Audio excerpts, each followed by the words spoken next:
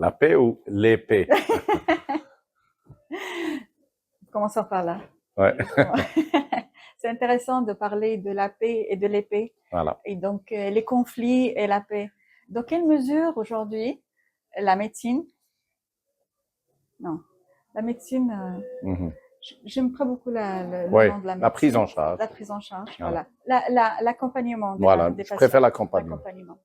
Dans quelle mesure aujourd'hui l'accompagnement des patients pour la bonne santé apporte la paix euh, individuelle et collective? Oui. Ben, l'accompagnement des patients vers la bonne santé, euh, la quête de la paix et non pas la prise de l'épée, C'est ça. pour être dans un langage des oiseaux, hein, dans une sémantique similaire, ben, c'est cette capacité de changer de regard sur les événements de la vie. Mm, Un événement est un événement. mm, C'est la charge émotionnelle qu'on donne à tel ou tel événement qui peut donner une expérience positive ou une expérience négative. Et donc, finalement, une personne qui a vécu un trauma, disons, existentiel, peut écrire une biographie et dévoiler toutes ses douleurs, ses peines. Et ça peut être un best-seller du drama. mm, Mais finalement, a posteriori, elle va se dire, mais finalement, après ce best-seller, j'ai réussi certes ma vie. mm. Et donc, elle va écrire d'une nouvelle manière son autobiographie et ça sera une autobiographie d'expérience, de réussite, d'école de vie.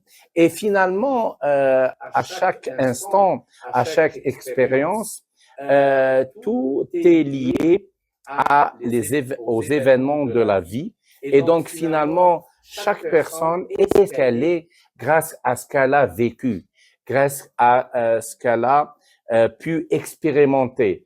Et donc, on ne peut pas dire que des événements négatifs ont survenu dans une vie, mais uniquement des événements. Et ces événements, quand on les transforme en enseignement, en expérience de vie, ben ça va nourrir la force de caractère de cette personne et renforcer sa bonne santé. Donc, c'est permettre de changer le regard de l'indifférence cartésienne vers le détachement pragmatique et avoir ce regard neutre sur les événements de la vie. Parce que chaque événement a ses avantages et ses inconvénients. Et si cet événement n'a pas eu lieu, il y aurait eu des avantages et des inconvénients.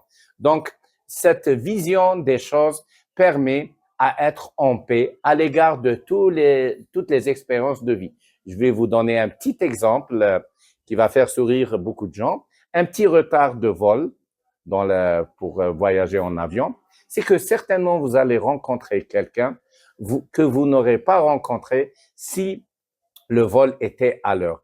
Donc, au lieu de dire, ben voilà, j'ai un retard à l'égard de la programmation du vol, cherchez cette personne que vous allez rencontrer grâce à ce retard. Donc, ce regard positif doit nourrir votre expérience individuelle, quotidienne, dans votre propre vie, pour nourrir votre vie et être une plus-value pour la bonne santé et non un déséquilibre et un stress quotidien. Donc, un patient, voilà, une personne et elle peut être génératrice de sa propre paix ou génératrice de sa propre guerre. Tout à fait. Je donne un autre exemple. Les funérailles de quelqu'un. Certainement, toute personne va dire que c'est une expérience négative, puisqu'il y a eu deuil, il y a eu décès. Mais il faut pas oublier qu'il y a eu des proches, des amis ou bien des cousins lointains que vous n'avez pas vus depuis 40 ans qui vont venir vous présenter des condoléances.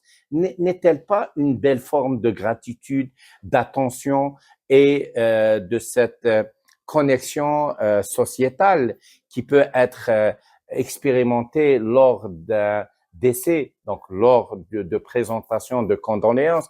Et finalement, si ce décès n'était pas la porte d'expérience positive, de rencontre à l'égard de la grande famille et de ressouder ces liens que le défunt a permis grâce à son décès. Donc, vous voyez que dans chaque événement, la plus-value dépend de la personne. Et dans chaque événement, on peut avoir des personnes qui vont vivre le drame de leur vie ou bien l'expérience nourrissante pour leur vie.